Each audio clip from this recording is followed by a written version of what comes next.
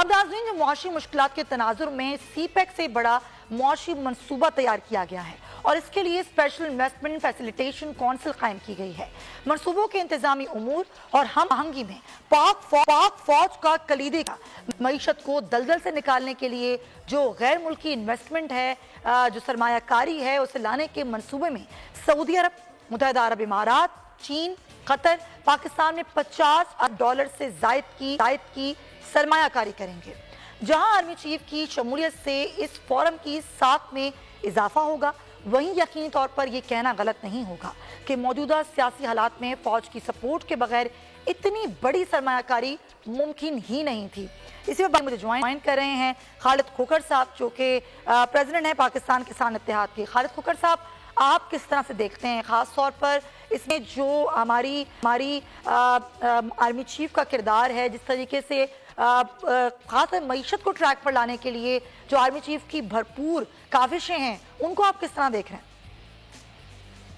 जी बहुत शुक्रिया जी। देखें जी, इस वक्त जिस हिसाब से हमारी आबादी बढ़ रही है, हम हर साल पाकिस्तान में आबादी के लिहाज से एक नया न्यूजीलैंड या सिंगापुर ऐड कर रहे हैं। उस हिसाब से हमारी एग्रीकल्चर ग्रोथ नहीं थी। अब आर्मी चीफ ने जो स्टेप लिया, ये एक पैराडाइम शिफ्ट है। मैं ये समझता हूँ कि 1960 में एक ग्रीन रेवोल्यूशन आया था, अब ये एक डिजिटल रेवोल्यूशन है। और जिस तरीके से वो जितनी स्पीड से इस पे काम कर रहे हैं आर्मी चीफ और पाक आर्मी हुकूमत के साथ मिलकर काम कर रही है, ये अपनी मिसाल एक आप है। उसमें ये हो रहा है कि अब फर्स्ट किया उन्होंने एक लिम्स का इदारा बनाया है, उसने भी अपना काम शुरू कर दिया है। उसके अलावा यहाँ पीरोवाल जिला खानेवाल में जदीद फार्मिंग भी उन्होंने शुरू कर दी है। अब जदीद फार्मिंग से मुराद ये है कि उन्होंने अभी 2500 एकड़ पे की है, 2500 एकड़ पे अगले 6 माह में कर रहे हैं और 5 सालों में 1 लाख एकड़ पे करेंगे।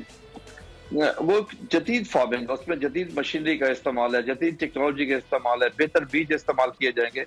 उससे क्या होगा कि इर्द गिर्द के लोग देखेंगे, बाकी लोग उससे सीखेंगे। वो ऐसे ही समझ लें कि पाकिस्तान में डाइवो बस आई, उसके आने से बाकी सारी बसें ठीक हो गई।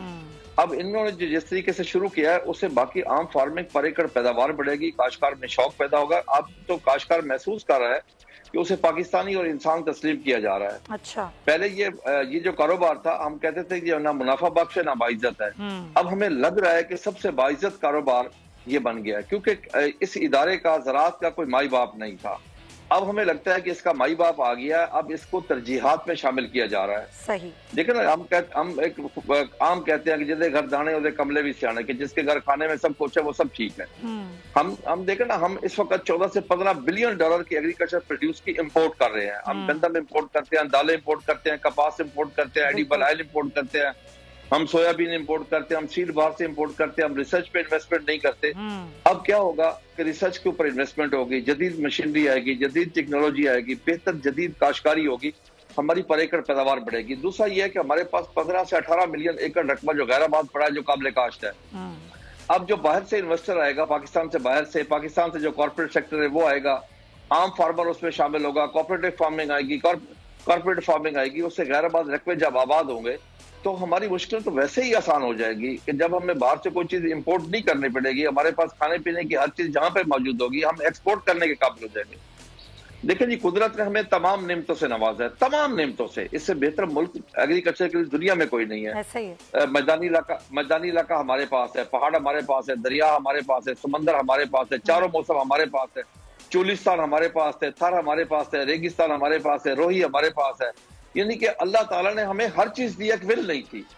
अब हमें इस इदारे के आने से अब बिल नजर आ रही है। और ये पाक आर्मी जो यहाँ पे काम कर रही है, ये दुनिया का पहला मॉडल नहीं है। 19 ममालिक में ऑलरेडी किसान और जवान मिलके काम कर रहे हैं। सबसे पहले चाइना ने शुरू किया था, मोज़ेतान ने। लेकिन ये बेहतरीन इक़दाम है, डेफिनेटली आप दुरुस्त फरमा रहे हैं खालिद खोखर साहब।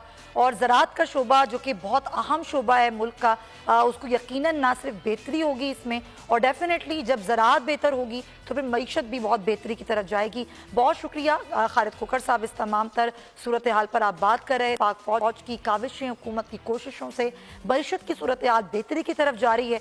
और हम ये उम्मीद भी करते हैं कि इसमें ज़ाहिर बहसियत कौम जो हम सब की कोशिशें होंगी कलेक्टिव, उससे यकीनन अच्छे दिन भी ज़रूर आएंगे। अगर आपको ये वीडियो पसंद आई है तो सब्सक्राइब करें और बेल आइकन पर क्लिक करें। डिजिटल लोन स्कैम, आवाम को कर्जों के जाल में फंसाकर लूटने वाले भेड़िए बेनकाब। बोल की काविशें बाराबर साबित हो गईं। ऑनलाइन कर्ज माफिया के गिर्द घेरा तंग हो गया है। बोल ने दिया अपने अवाम का साथ, उठाई इस स्कैम के खिलाफ आवाज। बोल की डिजिटल लोन स्कैम के खिलाफ आगाही मुहिम की सबसे बड़ी ट्रांसमिशन 59% अवाम ने देखी अपनी स्क्रीन पर, क्योंकि बोल है पाकिस्तान का नंबर 1 न्यूज चैनल। सब्सक्राइब करें और बेल दबाएं ताकि कोई खबर रह न जाए।